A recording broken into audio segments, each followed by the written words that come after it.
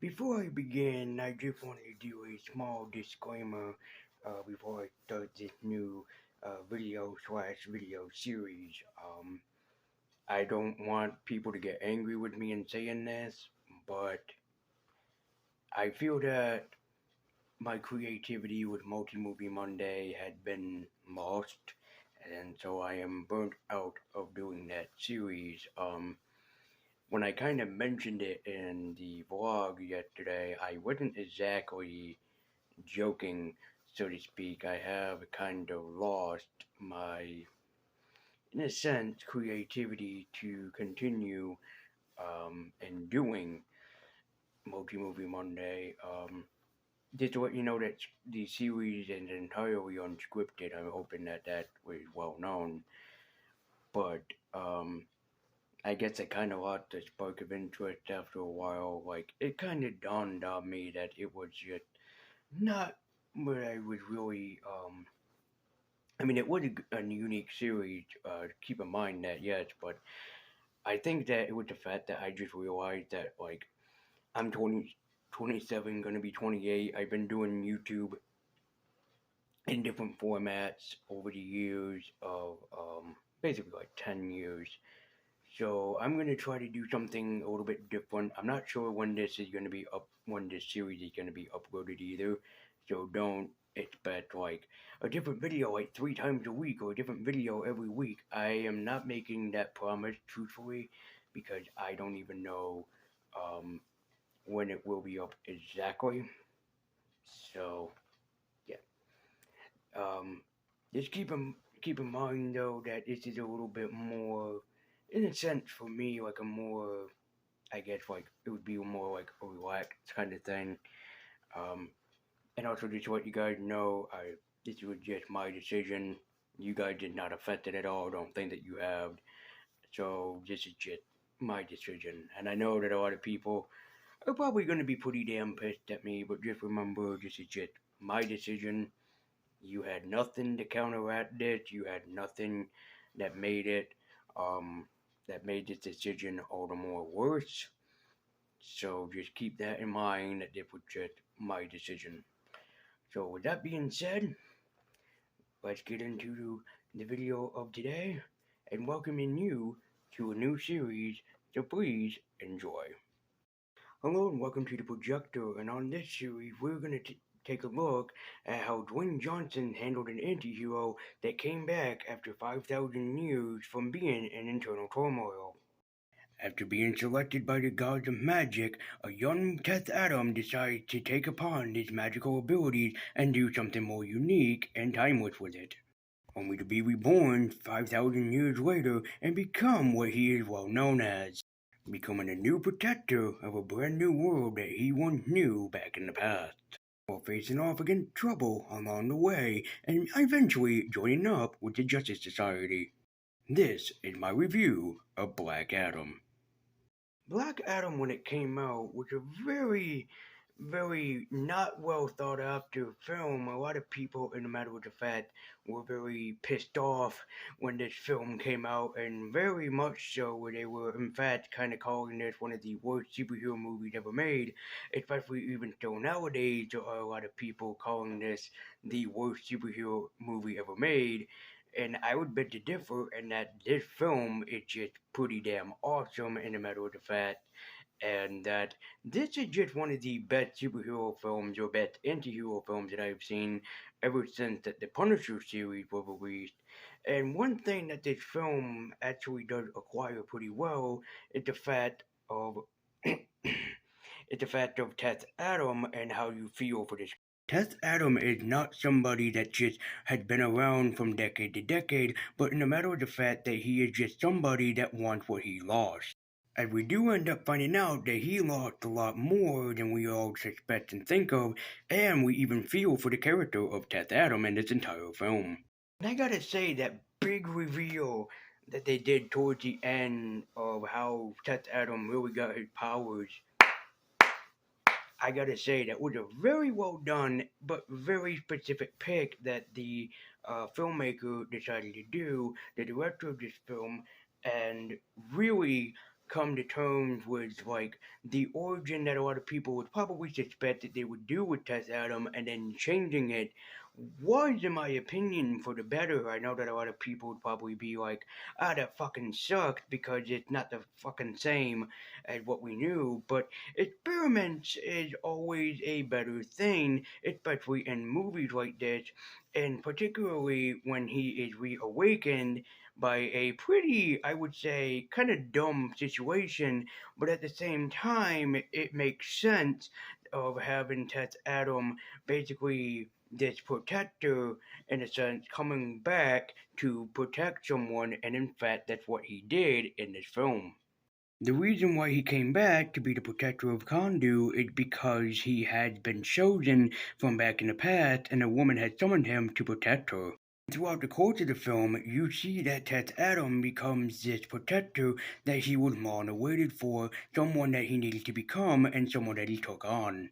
Now I know what a lot of people are saying is that like this film is really jokey and really gets across the jokes and immature jokes and whatnot of the series, and I have to abide by that. That this has a lot of jokes that throw around here and there, which can take any experienced moviegoer out from the picture.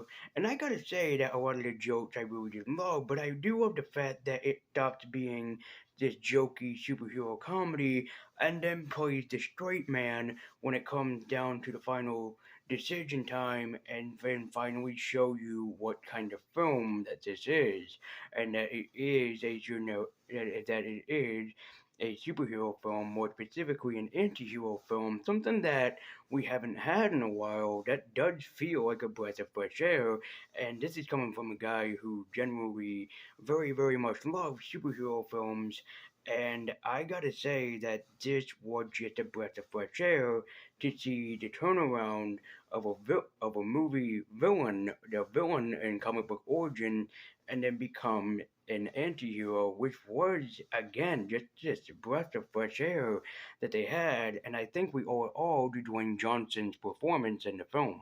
Dwayne Johnson is just one hell of a great actor and one with great experience. Someone that's been around and that knows how to play a very interesting character, and he does so with Tess Adam. I think in the hands of anyone else, Tess Adam or Black Adam would not be as interesting, but I just like the way that Dwayne Johnson handled his performance. He is a man who can kick 10 times of ass, but there is a reason why he does kick 10 times of ass and why he is so very much moved by what happened. Because Tess Adam might be this legendary hero, he might be this legendary protector, but at the end of the day, he's just a man that wants what he lost. I mean, let's admit it, we all had these days where we have lost something that we love or that we have admired, and just seeing it lost like this, we do ourselves too change, and I don't know if we change for the better or for the worse because everybody changes at their own pace, but I gotta say, when you see and hear the origin of Tess Adam himself in this film, you will be amazed that this is what has officially happened in this film and of itself, and I gotta say that that is pretty much like the better choice here, in that this is a man that had changed, and in fact for the better, if not for the worse. And you just have to see the movie yourself to really experience why I kind of love Test Adam or Black Adam the way that I do. And I think I gotta say that I owe it to mainly to Dwayne Johnson's performance, who isn't a bad actor, and a lot of people really pick on him for being a bad actor, but he is not a bad actor. He is really genuinely good in this realm, and especially I have not seen a great performance by him. Disney's Moana. Now think about that I have not seen a great performance by this guy since Moana has come out. It really does feel like Dwayne Johnson brought to his game Maui from Disney's Moana, but that's not exactly a bad thing because it doesn't make the film any more better or worse. So more specifically for me, Dwayne Johnson just steals the show and the spotlight as Black Adam, and someone who I do hope will turn up in the Shazam sequel if we do get that. And I know that a lot of people are pissed off because he will not return in the DCU because a lot of people were very pissed off and gave him very negative reviews on Black Adam, which I gotta say the movie does not deserve all the negativity that is based around it. This is a very, very, very fucking awesome film, and I've even said that on Twitter to where a lot of people actually really liked that I was sticking up for this film, and I'm gonna keep doing that. So, despite whether people like it or they don't, who cares? Because this is what I'm going to do, and I'm still going to stick up for this film because it doesn't deserve the backlash that everybody has given it. Because, especially with Dwayne Johnson, who gives an excellent, stellar performance as Tess Adam, as I have already said, it reminds me a lot when we had to trust Zachary Levi when he did Shazam, and that Zachary Levi actually did a pretty good job at encapturing the character that we all know and love from Shazam. And I know what a lot of people are saying that Shazam and Black Adam are not the same characters because that's a boy that goes into an adult body, whereas this is a pissed off 5,000-year-old man. And I do get that, but Dwayne Johnson handles it so perfectly to that I could even see Zachary Levi going to Dwayne Johnson and saying that he did as well a job, probably not, but if not better than Zach Levi's Shazam, he at least did a good job. Another thing that really sold me on this movie, especially for being a big Justice Society fan or a fan of older Justice or a fan of the older superheroes, much like Geoff Johns himself, and I think also Grant Morrison is too, is the fact of what he did with the Justice Society in this film. Yes, you heard me right. Black Adam has the amazing Justice Society in it, and I love it. Yes, I'm aware it probably should have been the Justice League instead of the Justice Society, but still, this was awesome to see some of these characters in action. A lot of people were pissed off just because they had a Black Hawkman, and that just makes no damn sense to me because I actually love the Black Hawkman in this film. And also, Pierce Brosnan was amazing at Dr. Fate, and I really do want to see more of him in the future if we ever get the chance to do more Dr. Fate. But again, this film was way worth it just to see the Justice Society and Black Adam go after each other, which I think, again, was just amazing. And also, the choices that they made were pretty cool. We have Dr. Fate, played by the amazing Pierce Brosnan. Yes, we have a Black Hawkman, but that doesn't make any difference because he's still awesome. We have Ma Hunkel's granddaughter, Whirlwind, in this film, and she does an amazing job in this movie. We also have the underrated and very awesome Atom Smasher in this film, who was amazing as well. But that's not even the awesome part, is that there was a very questionable cameo in this movie, and it's just a cameo, but it kind of had me expecting like a Justice Society prequel to this film, and they actually got a cameo from Henry Winkler to play the original the original Adam, Al Pratt, and I think that is just really awesome. And it's unfortunate that we only see him in basically like a video call. We don't actually see him in the film aside from when his grandson was talking to him and he made a joke saying, "Don't wreck the suit because it's antique." This kind of made me upset because I did really want to see if they were going to have the original Justice Society at least played by other um, older actors like Henry Winkler or William Catt, which would have been kind of funny just to see them there and actually do it kind of like they did in Batman the Brave and the Bold with the episode The Golden Age of Justice. But unfortunately, we don't get that small cameo from Henry Winkler, the Fonz himself, and that was really cool. I even had to pause the video and go, "Was that Fonzie? Did they put the Fonz in this video?" And in fact, they put the Fonz in Black Adam, but it was just so awesome for me to see the Justice Society on screen because I love these older superheroes, man. They are just just the best that you can experience in this film. And I know I'm waving my hands around a lot, but it was just so awesome to see the Justice Society finally on the big screen, something I have wanted for years. Putting the Justice Society to life could have been no easy task, but I think that the casting director of this film pretty much made a very great choice with who she or he picked. But again, and just one last time, it was just so damn awesome to see the Justice Society in this film. And also, I gotta say, two things that were really, really awesome in this film was not only the cinematography that this film has handled, but also as well as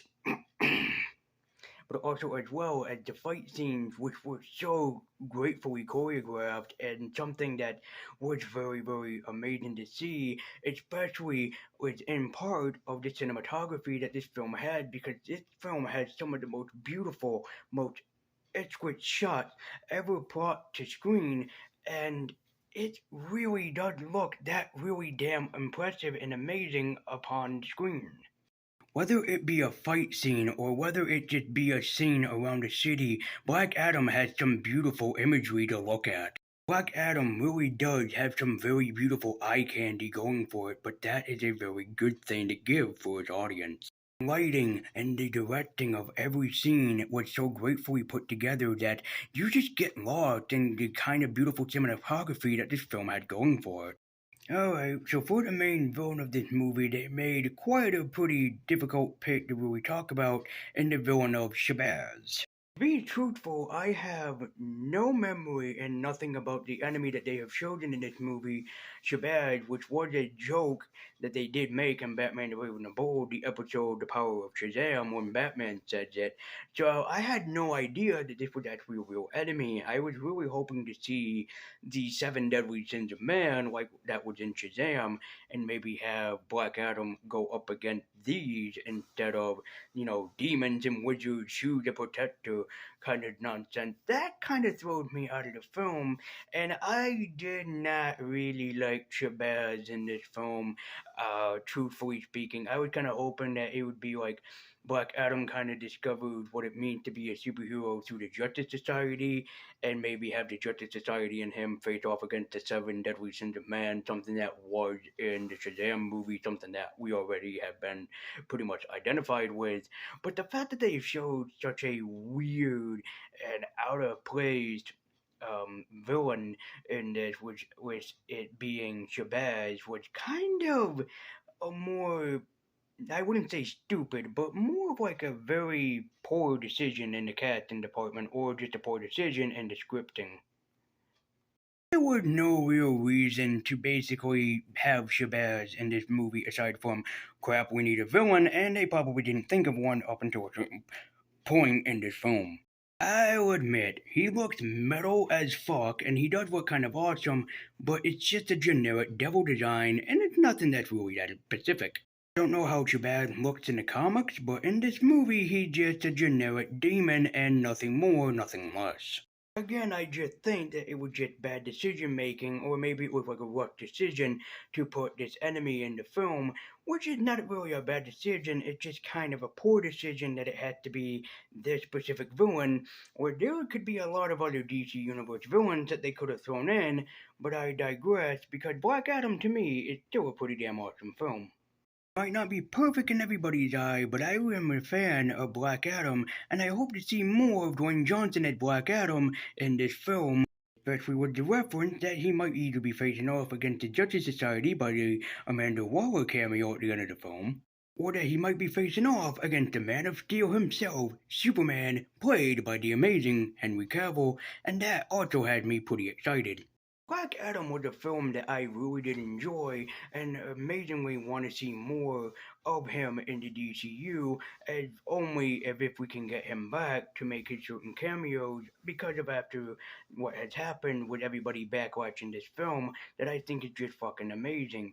It's not perfect, I can say that, but it does still have something to look forward to, and it's still one hell of an amazing film that can still be enjoyed even still to this day. So I have to say that Black Adam for me does really deserve two thumbs up for me, and that being being a very great and very well crafted film, even still to this day, with every day and age and every month or every month of the year or every year, we just get a superhero film. So it was nice to see something different with an anti-hero becoming a hero.